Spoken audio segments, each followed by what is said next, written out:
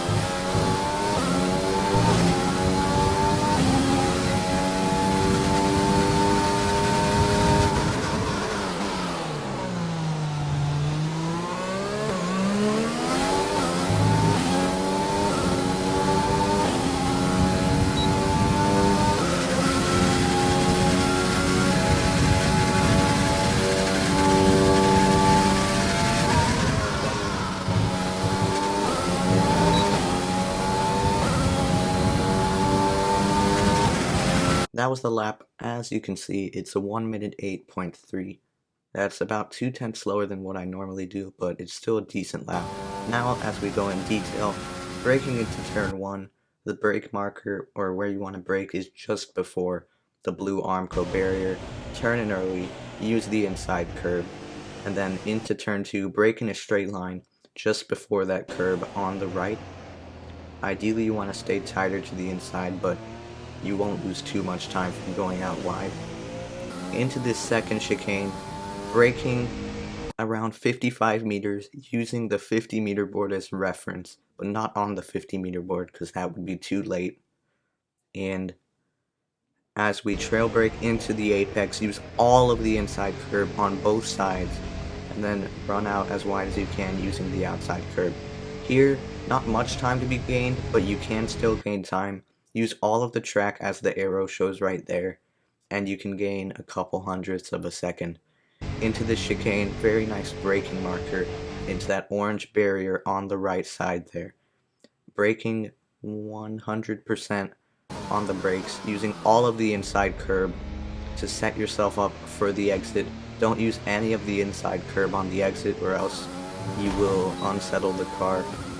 As we head down this DRS straight into this chicane, it's a tricky braking zone, but you want to brake around halfway through this overhang there, using all of the inside curb on both parts of the chicane, and then using the outside curb, but do not touch the grass or else you will lose a lot of time.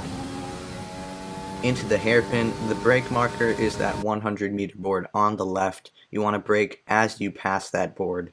Full 100% brake pressure, trail brake into the apex. Don't touch the inside curb, but get as close as possible, and then run out all the way to the left side of the track on the exit. No need to tighten up your exit when you can use all of the track there. And then activate the DRS as we go down the longest straight on this track into the final chicane. Braking is a bit harder to spot here. It's around 70 meters, so 20 meters before that 50-meter board. And you can cut the first part of the chicane a lot more than you might think, as I'll explain here. You can see the front wheels are off track, but the rear wheel at this stage is still on the track, which is why we haven't invalidated. And once the front wheel goes back on track, that's when the rear wheel goes off, which is why you can cut that a lot more than what would probably be normal in a normal circumstance.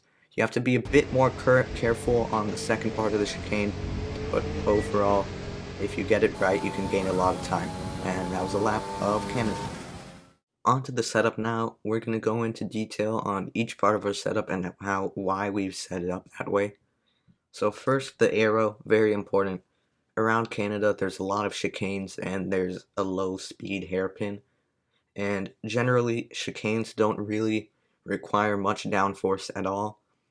And there are a lot of straights, and the hairpin is low speed, obviously, So chicanes and low speed corners generally don't need a lot of downforce, and we do need to be fast on the straights, which is why we're running such a low front wing. You don't really lose too much time from running it that low. However, for the rear wing, we have to run it much higher than normal because with those chicanes and that hairpin, traction is definitely very tricky out of those, and that's why we have to compensate for that with a much higher rear wing. For the transmission, we're using 55 on throttle, 55 off throttle.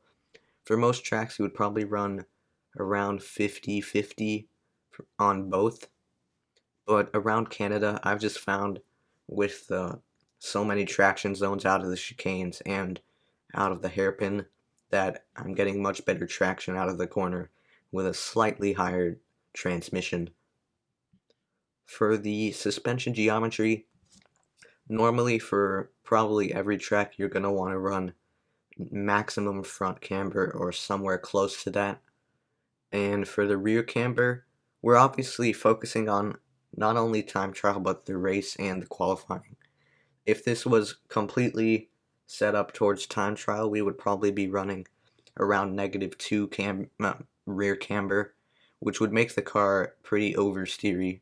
But we're focusing on the race as well, obviously, which is why we're running a bit less of an aggressive rear camber than what would probably be a time trial setup.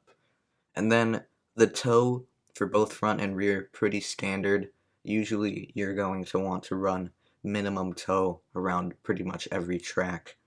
For the suspension, this part you're going to have to experiment with a lot but on your own, because it's important to be able to run over the curbs without unsettling the car, but at the same time be quick in a straight line with as low as a ride height as possible without bottoming out, and also being stable but not incredibly stiff in the car. So it takes a lot of experimenting, but what we've come up with is 1.7 suspension, 1.9 anti-roll bars, and 1.3 ride height.